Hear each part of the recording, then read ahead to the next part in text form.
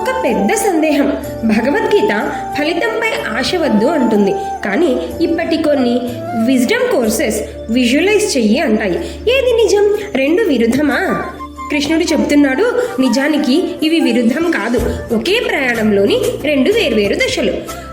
ఉదాహరణకి మొదటి దశ, మీకు ఏం కావాలో స్పష్టంగా విజువలైజ్ చేసుకోవాలి. అంటే మనం ఒక ఊరికి వెళ్తుంటే ఎక్కడికి వెళ్ళాలో ముందుగానే ఊహించి పెట్టుకుంటాంగా, ఆలోచిస్తాంగా, అది.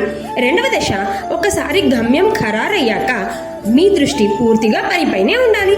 మీరు జీపీఎస్ని సెట్ చేశాక, అంటే మొదటి దశను డ్రైవింగ్, రెండవ దశ డ్రైవింగ్ పైనే ఫోకస్ చేస్తారు కదా, ఆందోళన పడకుండా డ్రైవ్ చేస్తారు కదా, ఫలితంపై ఆశ వదిలి కర్మపై మాత్రమే ఏకాగ్రత పెడతారు కదా, అప్పుడే మీరు మీ పనిని ఆనందంతో గరిష్ట సామర్థ్యంతో చేయగలరు.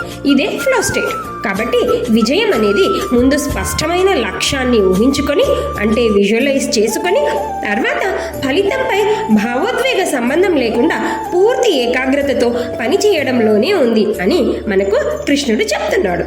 ఈ వీడియో మీకు నచ్చితే ఎస్ అని కామెంట్ చేయండి. ఇటువంటి మరిన్ని వీడియోల కోసం గీతా చైతన్యం ఛానల్ని సబ్స్క్రైబ్ చేయండి. Thank you. కృష్ణార్పణమస్తు.